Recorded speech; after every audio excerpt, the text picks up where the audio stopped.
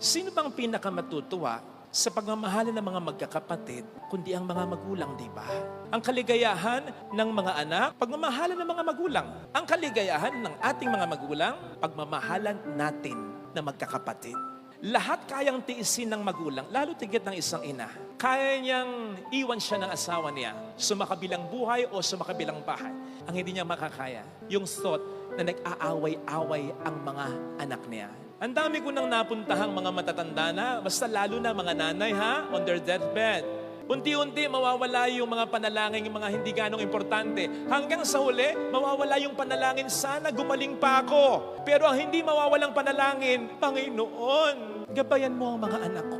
Magkasundo sana ang mga anak. Kasi ang magulang, lalo tigit ang isang nanay, bakit siya natatakot mamatay? Kasi alam niyang walang ibang pinakamakapagmamahal sa anak niya, kundi siya lang. Swerte kung yung anak niya makakatagpo ng mabuting asawa o may bahay. Pero hindi mo kadugo yan eh. Kaya napakapalad ng ina at mamamatay siya ng payapa kung alam niya nagmamahal at nagmamalasakitan ang mga anak niya. Yan ang kaligayahan ng magulang na hindi mararamdaman kung walang anak na mag-a-adjust, magre-reach out, magbibigay. Sapagkat ang mga anak, ang mga magkakapatid, alam natin yan. Iba-iba yan.